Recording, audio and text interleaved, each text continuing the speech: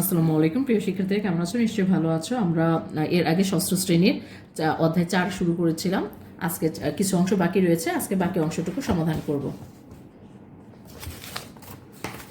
এর আগে আমরা 5 পর্যন্ত শেষ করেছিলাম, আজকে 6 থেকে শুরু করব।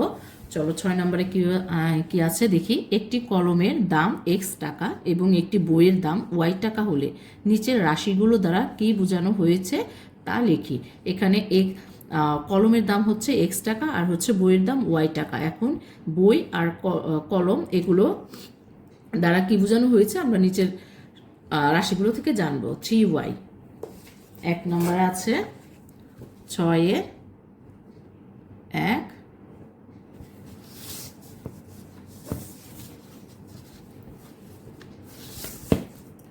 3y দ্বারা বোঝানো হয়েছে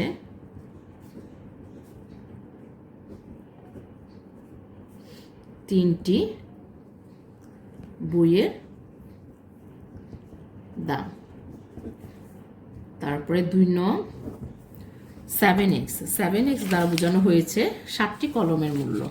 তাহলে লিখি 7x দ্বারা বোঝানো হয়েছে 7টি কলমের দাম। তারপরে 3 নংয়ে x প্লাস 9y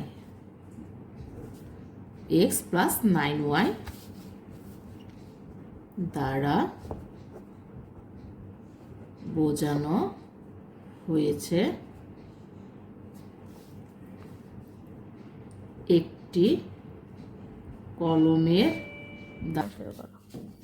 একটি কলমের দাম যোগ বইয়ের দাম। তারপর হলো 4 নম্বরটা 5x প্লাস 8y দ্বারা বোঝানো হয়েছে 5টি কলমের দাম যোগ 8টি বইয়ের দাম। তারপরে 5 নাম্বারটা 6y প্লাস 3x দ্বারা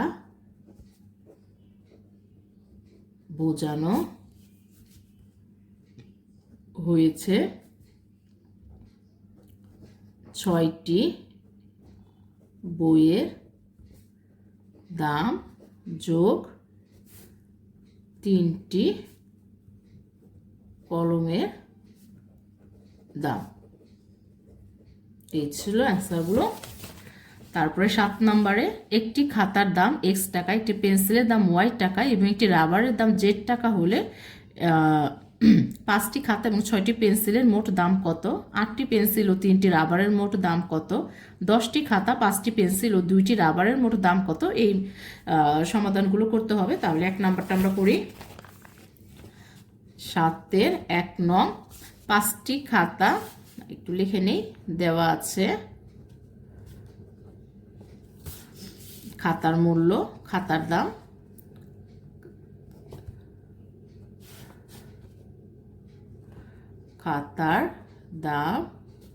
x টাকা। তারপরে হচ্ছে পেন্সিলের দাম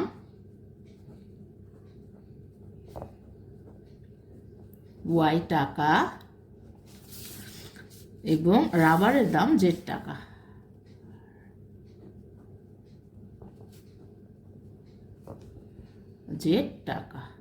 এখন আমরা একটা একটা করে সমাধান করি। 5টি খাতা ও 6টি পেন্সিলের মোট দাম। তাহলে 5টি খাতা হবে 5x প্লাস মোট দাম বলেছে যোগ হবে আর 5টি খাতা এবং 6টি রাবার। এই হলো অ্যান্সার। তারপরে 2 নাম্বারটা 8টি পেন্সিল ও 3টি রাবারের মোট দাম কত?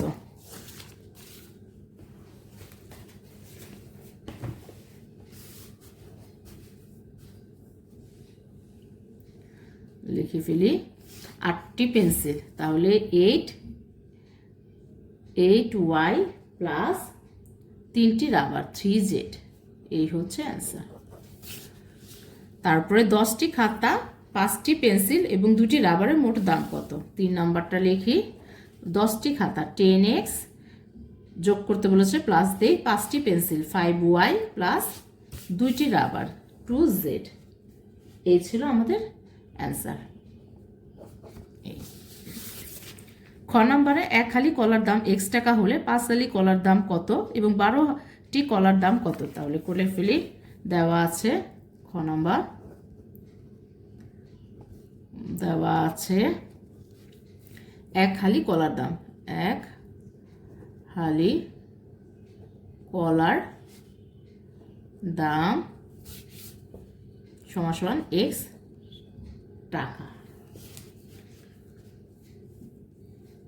1 নাম্বারটা করি, বলেছে 5 হালি কলার দাম কত? তাহলে লিখি 5 হালি কলার দাম 5 ইন্টু x সমান সমান 5x টাকা। এই ছিল 1 নাম্বারটা। 2 নাম্বারটা আবার করি, 12টি কলার দাম কত?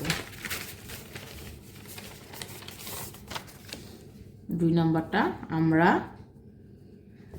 জানি 4টি সমান সমান 1 হালি, সুতরাং 12টি সমান সমান 12কে 4 দ্বারা ভাগ করলে পারে হয় হলো 3 হালি, অর্থাৎ 3 হালি বা 12টি কলার দাম 3x টাকা, এই হচ্ছে অ্যান্সার।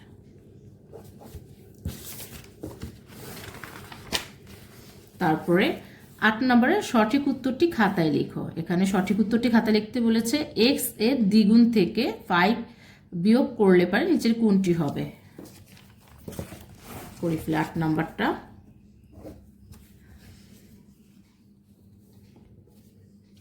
x এর দ্বিগুণ, তাহলে x এর দ্বিগুণ থেকে 5 বিয়োগ করলে পারে নিচের কোনটি হবে? x এর দ্বিগুণ থেকে 5 বিয়োগ করি, তাহলে খ নাম্বারটা পেয়ে গেলাম। তারপরে 2 নম্বরে a এর 3 গুণের সাথে x এবং y গুণ যোগ করলে পারে নিচের কোনটি হবে? a এর 3 গুণের সাথে, 2 নাম্বারটা, এটা ছিল 1 নাম্বার। এটা a এর 3 গুণের সাথে x গুণ y, x গুণ y গুণ করলে পারে নিচের কোনটি হবে? তাহলে আমরা পেয়ে গেলাম এই যে। আবার 3 নাম্বারটা করে দেখি। 3 নাম্বারটা বলেছে a এবং c এর গুণ থেকে b এবং x এর গুণ ফল বিয়োগ করলে পারে নিচের কোনটি হবে? a c গুণফল থেকে b এবং x এর গুণফল বিয়োগ করলে পারে, এই যে a c গুণ করেছি, এর বিয়োগ হবে হলো bx, এটা আছে এই যে 3 নাম্বার। এই ছিল আমাদের 4.1 এর অনুশীলনী সমাধান। ধন্যবাদ।